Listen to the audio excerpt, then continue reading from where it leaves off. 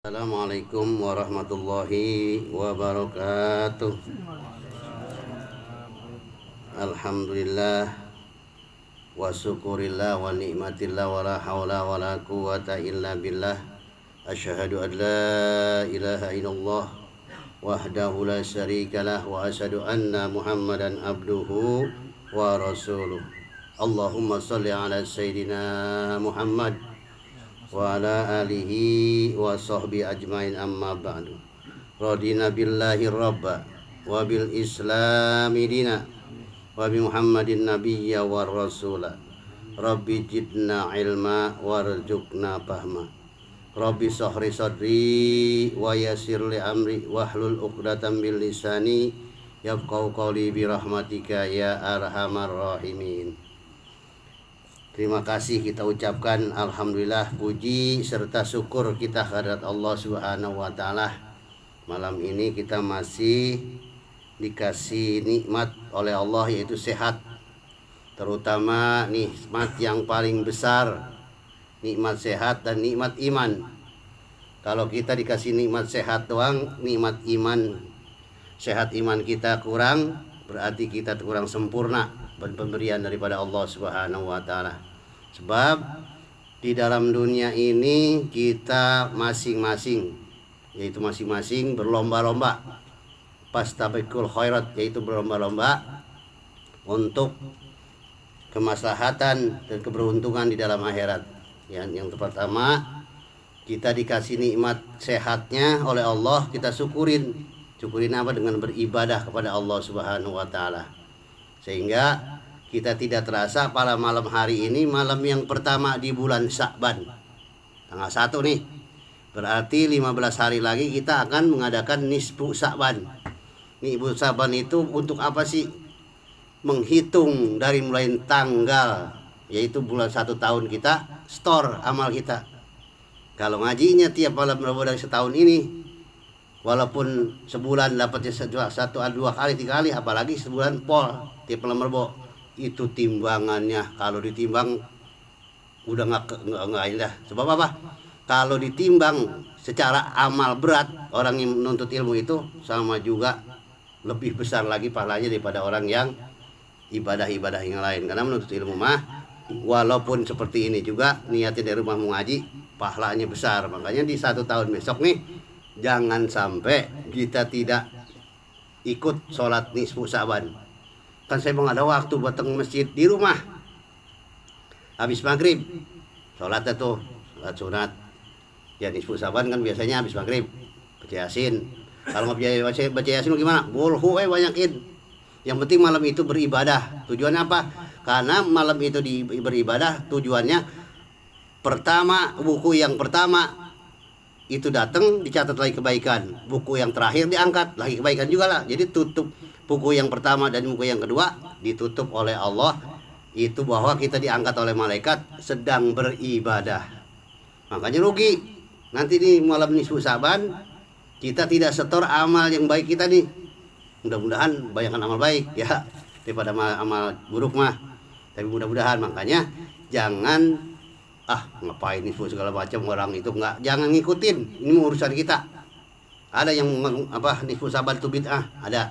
Tapi yang penting mah kita ajaran kita dari guru-guru kita bahwa setiap tanggal 15 bulan Sya'ban itu kita setor amal. Malaikat nyatat malam itu. Amal baik terakhir lagi kebaikan, lagi baca Yasin, lagi sholat. Makanya malam nisfu Sya'ban udah berhenti dari mulai sebelum maghrib, kita udah rapi dah tuh. Udah rapi ya. Gitu. Sebab apa? Ruginya mana? Pas dicatat ya kita dari setahun banyak kebaikan, diangkat sama Allah, kita lagi keburukan. Gitu, takutnya kita diangkat oleh Allah, lu buku yang terakhir bukan lagi beramal, bukan lagi beribadah, takutnya begitu. Pas besok habis nisfu saya meninggal, kita catatan kita jelek. Gitu, jangan sampai seperti itu.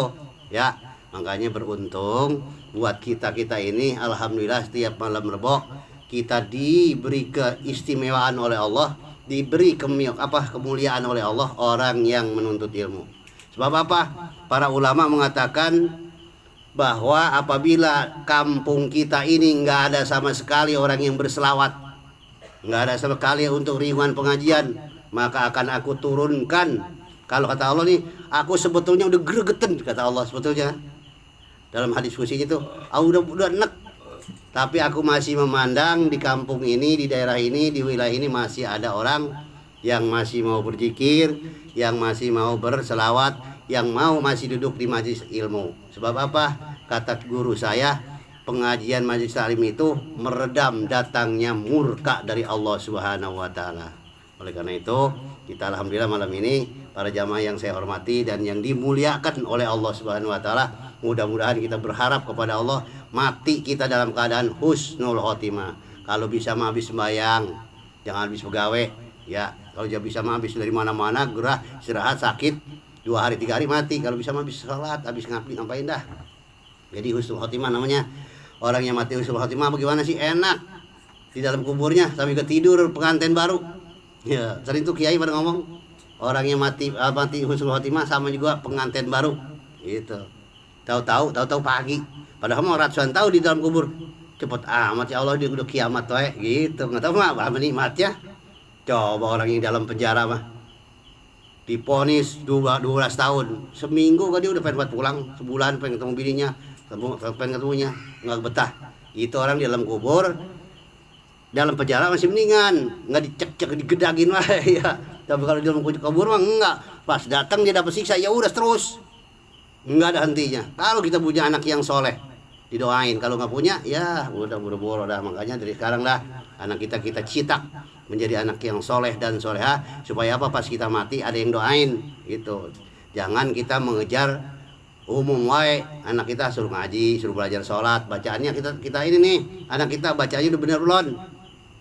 Anak kita dari sekarang kita tatar. Ini bacaan anakku udah bener belum, bacaan Fatihahnya, waduhnya udah bener belum? Kalau kita sekarang masa bodoh, nanti dia pas kita meninggal dia sholatnya nggak bener, nggak sholat sekarang nggak diomelin, ya udah siap-siap kita gitu ya. Itu yang jangan sampai kita nanti meninggal dunia rugi ninggalkan anak kita bukan jadi anak yang soleh ataupun yang soleha. Nauzubillah, sumanajubillah. Malam ini karena musimnya sekarang fakir, orang pada susah ya. Saya buka sekarang tentang padilah orang yang miskin. Padilah orang yang miskin. Di sini Ibnu Umar radhiyallahu berkata, Nabi Muhammad sallallahu alaihi wasallam bersabda, ya ma'syaral fuqara'i ala ubasyirukum anna fuqara al-mu'minina yadkhulunal jannah qablal aghniya binisbihi yaumi khamsimi ati amin. Di sini kata Nabi dalam sabdanya, hai orang-orang miskin. Orang miskin nih. Kalau sekarang makan kalau dibuka begini biar tahu. Jadi miskin jangan di apa sih? Udah susah ngedumel we, belangsak amat sih gue hidup. Lah sama orang bareng-bareng sama. Cuma dia mah kelihatannya kayak baja kelihatan pajak senang banget tiap hari kelaga. Udah sama dia sama. Gitu. Tuh orang enak banget di rumah aja tiap hari. Serebet we. Sama, pandangan doang. Jadi kalau susah itu pandangan. Tergantung kita mandangnya. Gue nikmati dia nikmat, kagak ya kagak. Jadi kata Nabi, hai orang-orang yang miskin, sukakah kamu saya beritahu? Kata Nabi nih, maukah, sukakah kamu aku beritahu? Kata Nabi, sukakah kamu aku beritahu kepadamu kabar gembira, sesungguhnya orang yang miskin dan fakir kaum mukminin akan masuk surga sebelum orang kaya kira-kira setengah hari, yaitu 500 tahun. Aman, kita jadi orang miskin. Kita udah 500 tahun di surga. Mana ini yang kaya? Nggak ada yang kaya sini ya. Pas bisa dah. Pas bisa orang kaya nih. Kagak ada. Orang kaya nih mah. Itu. Makanya kita nih nanti orang miskin itu udah duluan. Orang miskin yang mana? Orang miskin yang mukmin. Mukmin apa sih? Bukan orang muslim. Muslim. Bukan orang miskin yang muslim. Muslim doang mah. Semuanya kan Islam semuanya. Muslim itu adalah orang Islam. Ini orang Islam tuh muslim. Kalau udah jadi mukmin, orang yang istiqomah, orang yang taat beribadah, tapi bari miskin, bari ibadah nggak tinggalan. Ini gara-gara nggak susah, nggak sembahyang, pusing banget pola saya ini. Dari pagi nyari duit sorok mari, ya sembahyang atau sholat. Boro-boro sholat saya susah begini. Tuh, akhirnya bunga seperti itu. Ini antara orang kaya yang mumin dan orang miskin yang mumin, duluannya bedanya 500 tahun. 500 tahun orang miskin di dunianya mukmin, udah leha-leha, udah sampai 500 tahun kan lama banget ya. Ini hidup kita karena 60 tahun kan selama. Saya 54 ini rasa udah lama banget. Ingetin masih kecil, nutur singkong tuh ya. Ya, masih kecil sampai sekarang keingetannya itu masa lalu. Itu baru 54 rasa lama, 500 tahun. 500 tahun orang miskin mukmin di surga, orang kaya belum datang juga. Kemana ini sih kaya? Lagi ditanya atu-atu. Mobil dapatnya dari mana? Terus uangnya dari mana? Dapatnya di mana? Itu punya seperti kayak semua yang ada yang di barang kita di dalam rumah itu semuanya ditanya. Hatu. Bukan barang-barang. Sini kamu gua tanya terus. Enggak, ini mah hatu. Makanya ratusan tahun selama perjalanan menuju Mijan itu seratusan tahun karena hatu. Dopai sini. Tanya. Lu kamu punya motor Beat itu jelek itu dari mana? Boleh beli. Duitnya dari mana? Ya saya beli, lupa, lepok lagi. Ya itu tanya. Terus itu kunci-kunci datang dari mana? Ke kunci-kunci sampai di saya baca dalam keterangan tentang ilmu hisab. Itu ilmu hisab itu pisau dapur ditanyain. Astagfirullah, punya pisau dapur ditanyain sampai. Makanya kalau punya pakaian, punya barang-barang yang udah nggak manfaat, udah pakai sedekahkan. Yang sayang tadi kita beli lagi, sayang ini boleh utang ini 100.000, boleh beli ini kemarin ini waktu tahun kemarin dulu berapa tahun tahu, gak dipakai kagak, dikasihkan orang sayang. Itu yang akan melaknat kita nanti, pakaian kita, barang kita yang akan melaknat kita, sayang dikasihkan ke orang, nggak mati. Makanya pakaian yang ada di dalam lemari walaupun sekali pakai, kalau udah nggak pakai udah kasihkan. Udah ingetin bisa kulihat tidak ada. Yang pakaian yang udah nggak pakai mah, yang udah tapi nggak pakai pada soek kan, yang masih layak kasihkan, sedekahkan. Nanti ditanyain itu atu-atu beli pakaian dari mana, terus dari mana lagi terus gitu. Makanya di sini kata Nabi, maukah kamu aku kasih kabar gembira hai orang mukmin yang miskin, yang melarat, yang sengsara, tapi lu sebayang, tapi lu ibadah, tapi lu puasa. Ini 500 tahun di surga sebelum orang-orang kaya, yaitu setengah hari itu 500 tahun, setengah hari di dunia. Setengah hari di akhirat, 500 tahun di akhirat. Itu hati-hati di sini mah 1000 tahun di sana setengah hari, pikirin deh. Makanya orang matinya orang udah ratusan tahun nih, yang udah ada 100 tahun, kapan ini ya malam wae nggak siang-siang gitu, mau dapat siang dia. Pas habis dikubur sampai sekarang nemuin siang. Gelap wae. Tuh orang-orang mati yang disisa tapi kalau orang mati husnul khotimah tadi mah langsung baru dikubur 7 langkah. Assalamualaikum, orangnya bari ganteng. Kalau laki dan yang jadangin cewek yang bari cantik. Assalamualaikum wahai hamba Allah yang mukmin. Iya. Kita kaget, siapa engkau? Aku adalah amalmu. Aku belum pernah lihat orang secantik ini. Aku akan menemanimu sampai kapan? Sampai datangnya hari kiamat.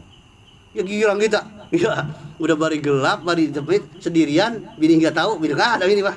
Kita yang nemuin bidadari yang sangat cantik. Siapa gak betah? Ya. Coba ya sampai ke betah dah. Tempat gelap, tempat ini yang nemenin orang yang cakep. Siapa sih nggak mau? Siapa dah? Ya.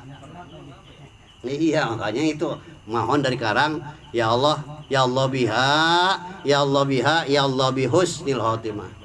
Di situ ada doanya, makanya tiap habis sholat baca tuh, ya Allah biha, ya Allah bi husnil khotimah, supaya kita apa?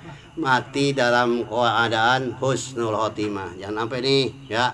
Kita punya istri kita bilangin, yang belum bisa istri kita belum doyan sholat bilangin. Kalau udah kita bilangin kita aman di sono. Kalau istri kita, anak kita udah kita omelin, "Halo mah, kalau bisa mah perempuan mah tutup aurat lo ya." Udah kita bilangin. Wah, kamu masih muda, malu atau gerah, biarin.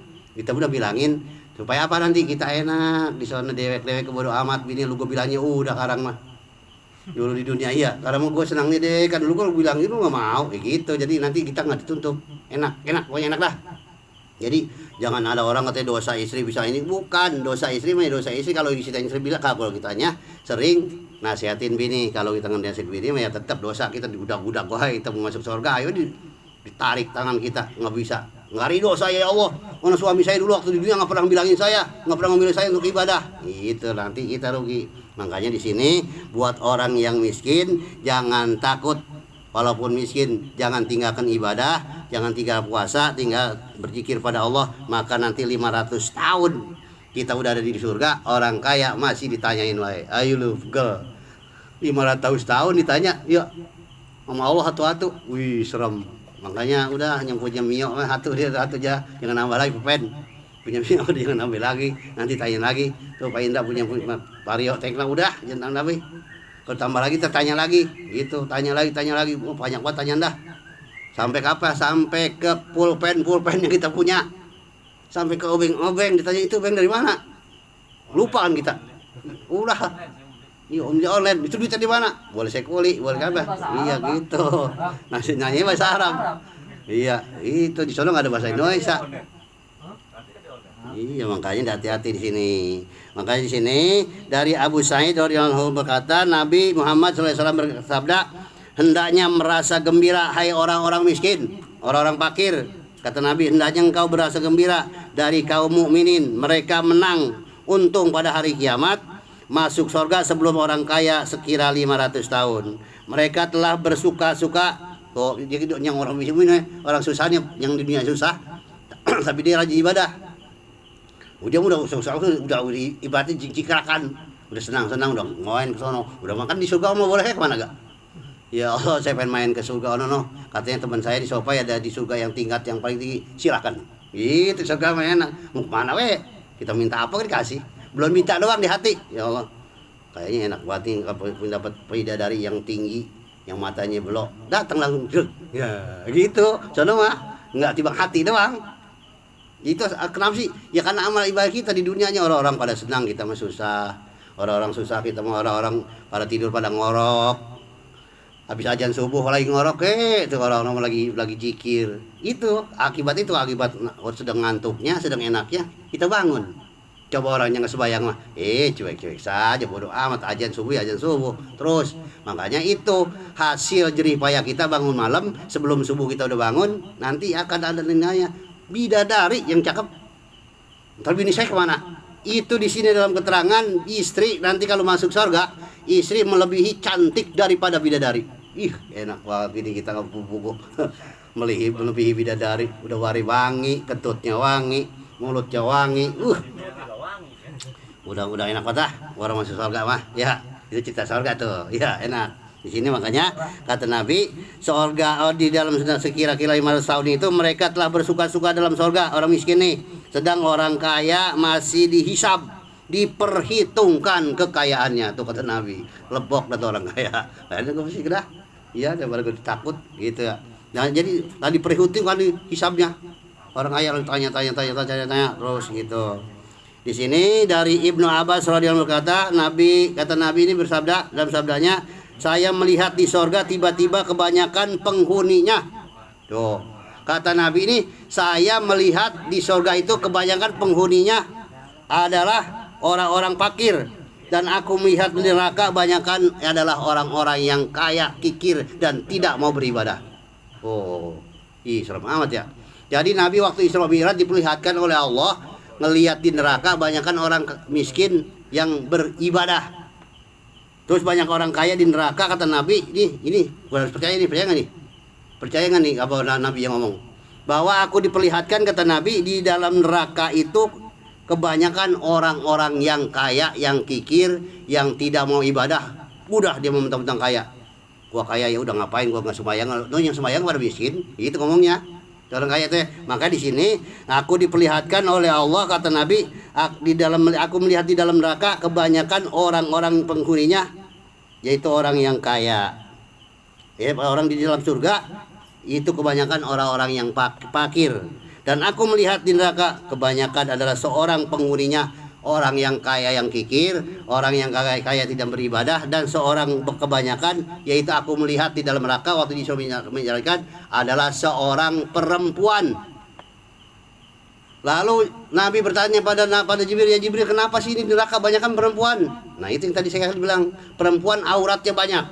Dari mulai rambut sampai betis. Rambut sampai betis perempuan. Kalau laki dari pusar sampai ke dengkul. Enak laki mah. Sembahyang ke kemben nggak boleh, sah. Laki mah nggak pakai baju, ke kemben pakai sarung. lewat ini boleh sah dia mah. Kita mah jangan aja ada alasan saya mau mana ini pakaian saya kotor. Pokoknya sholat mah nggak ada alasan. Udah wes sholat. Gitu jangan ada alasan beginilah begitu. Udah sholat kayak takur tuh. Bayang we sekarang mah dalam pada kotor dibiarin orang belajar jadi omelin. Walikal masalah mati apa waco masalah komat loh udah pinter sekarang mah biarin jangan omelin. Oh mati ya sekarang mah bayang biarin jangan omelin lagi belajar daripada ame nggak sembahyang pisan gitu bandingkannya masih menang juga makanya sembahyang mah jangan alasan dah kotor-kotor tek ini udah biarin suruh sholat yang penting mah sholat. Di sini dari Ibnu As-Sakir meriwayatkan sesungguhnya yang lebih lama susahnya di dunia. Oh, ini kita nih ngerasain ini kecil sawah gitu kan. Yang lebih lama kata di sini dalam keterangan susahnya di dunia ialah yang lebih lama gembiranya di akhirat. Yang lebih lama kekenyangnya di dunia akan lebih banyak laparnya di akhirat. Ayo lo, yang nggak pada puasa Ramadan nih orang-orang pada puasa kagak. Ayo nanti disuruh lapar. Laparnya kapan? Sampai ribuan tahun laparnya orang-orang pada kenyang. Pengen-pengen ini nantinya orang yang ngepuasa dipengen-pengenin sama orang yang puasa di akhirat. Makanya nih enak banget makanan nih. Gitu. Iya. Diledek-ledekin nanti sama kita. Kita main puasa. Lu dulu di dunia gua lagi lapar, lu puasa gua kagak lu. Nih sekarang nih enak nih. Makan dah tuh lo. Kenyang di dunia, lapar di akhirat nanti orang yang nggak mau puasa. Ya, hati-hati nih bulan Ramadan nanti siapin dari sekarang. Siapin dari sekarang iman dan Islam dan serta apa? Duit kalau bisa mah aja banyak. Kalau nggak ada duit udah jangan gelisah. Ngapain lu nggak puasa? Udah ngapain gua puasa? Susah wae sahur gak mau garam doang.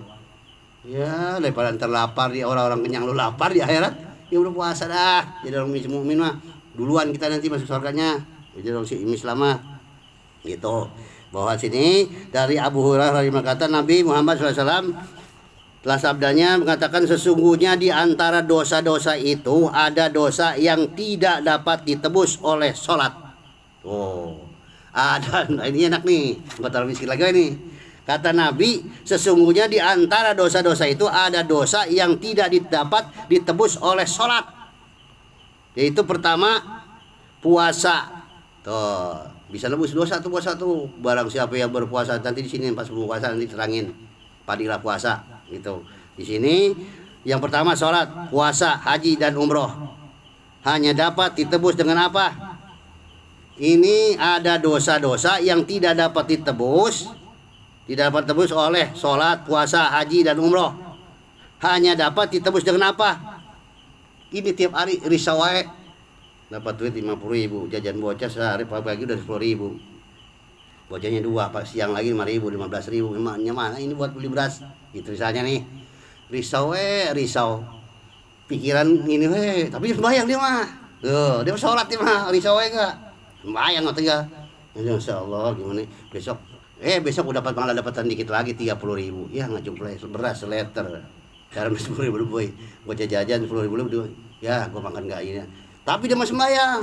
Puasa. Nah di sini dikata Nabi itu ada dosa yang tidak dapat ditebus dengan puasa, sholat, haji, umroh.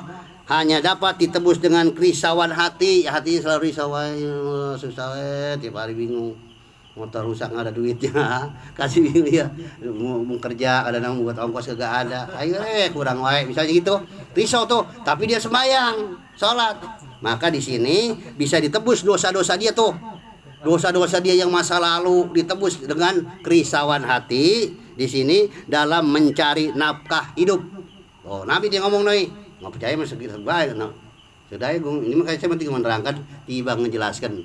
Ini mah terserah, mau dengerin silakan, mau diamalkan silakan, kagak ya udah ini sekedar menerangkan ini mah ya bukan lagi ini ngasih tahu bahwa kerisauan hati dan untuk mencari nafkah hidup buat istri, anak istri, yaitu bisa menebus dosa-dosa yang banyak sekali. Dosa apa? Dosa kecil terutama. Kalau dosa besar mah astagfirullahaladzim wa atubu ilaihi taubatan nasuha. Dosa besar. Ini menghapus dosa-dosa kecil ya. Makanya kita termasuk orang yang miskin ini orang yang beruntung. Orang yang beruntung kita dari susah mau ibadah. Rugi siapa? Orang kaya. Orang yang kaya itu yang rumahnya mewah, mobilnya banyak, tapi melalaikan ibadah, melalaikan sholat. Yang lebih rugi lagi siapa? Yang lebih rugi lagi bahari susah, sholat kagak, puasa kagak, ya udah di dunianya belangsak, di akhiratnya tambah belangsak. Alhamdulillah ya. Mudah-mudahan kita jangan kita ya. Jangan dah ya, mudah-mudahan kita berdoa pada Allah dikuatkan iman kita, dikuatkan ibadah kita ya Allah. Makanya doanya begini, kalau belum doa ibadah mah, ya Allah kuatkanlah ibadah kami, kuatkanlah iman dan Islam kami ya Allah, kuatkanlah ya Allah ibadah kami. Kalau kita nggak minta kuatkan mah lemah wae kadang-kadang. Segen we, ada we gangguan gitu. Makanya sekarang minta doanya, kalau kita belum merasa ibadah kita belum merasa kuat, minta ya Allah kuatkanlah ibadah kami. Kalau dikuatkan mah walaupun subuh tidurnya jam 2, jam setengah 3 lagi tidur, ya tetap menjengkat dulu bangun. Bangun ke siang-siang enggak, udah lewat aja enggak tetap. Kenapa? Rasa takut dengan meninggalkan satu waktu. Apalagi udah biasa qobliyah subuh. Itu qobliyah subuh kalau ketinggalan, masya Allah rasa rugi. Ya, makanya sekarang mah kita nih jadi orang miskin, kita termasuk orang yang susah sekarang nih, jangan disesali, jangan ngedumel lah ibaratnya, jangan ngerut wae belangsak amat hidup ya. Begini amat sekarang ya hidup ya, masya Allah, kita susah banget. Udah ya kita lah, jangan jam 3 tadi sawah hati bari berdoa.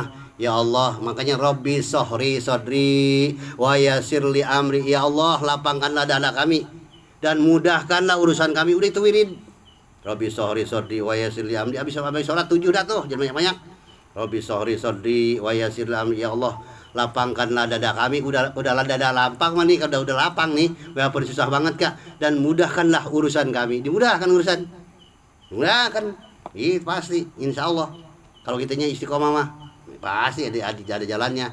Rabbi sohri sodri wa yasirli amri wahlul uqdatan min lisani mah buat kita, yaitu tadi dakwah. Kalau tawirid mah minimal, kalau banyaknya 70, kalau dikitnya 7 kali setiap habis sholat. Rabbi sohri sodri wa yasirli amri, ya Allah lapangkanlah dada kami dan mudahkanlah urusan kami. Ya Allah lapangkanlah dada kami dan mudahkanlah urusan kami. Apalagi habis subuh jangan tinggal. Hasbunallah wa ni'mal wakil, ni'mal maula wa ni'man nasir. Hasbunallah, cukuplah Allah yang menjadi wakil dalam kesusahan kita. Hasbunallah wa ni'mal, maha suci Allah yang telah apa istilahnya?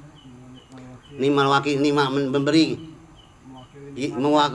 mewakili gitu. Hasbunallah 70 kali dah tuh, rutinnya coba rutinin. Hasbunallah wa ni'mal wakil, ni'mal maula. Kan saya enggak ada sempat habis subuh enggak bisa wirid mau kerja, ya berjalan mau pulang ke rumah, hitungnya 70 kali berapa menit. Subhanallah wa ni'mal wakil, ni'mal nasir, subhanallah wa ni'mal wakil, ni'mal nasir, subhanallah wa ni'mal wakil, ni'mal maula wa ni'man nasir 70 kali. Kalau pengen lagi jadi orang miskin yang senang, jangan begini, nanti kita jangan jadi orang susah nyusahin orang.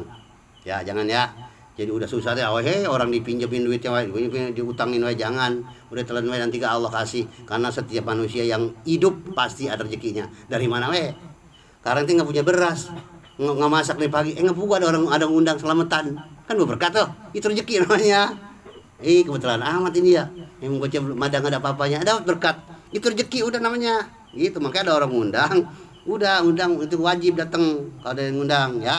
Jadi begitu, lewat mana ya kita dikasih rezekinya sama Allah. Jadi hati-hati orang yang usahanya lagi maju, jangan menghina orang yang susah. Wah, makanya kayak gua usaha malu. Usaha nggak bisa, jadi masing-masing hidup mah rezeki mah masing-masing, nggak sama rezeki siapa ini nggak sama.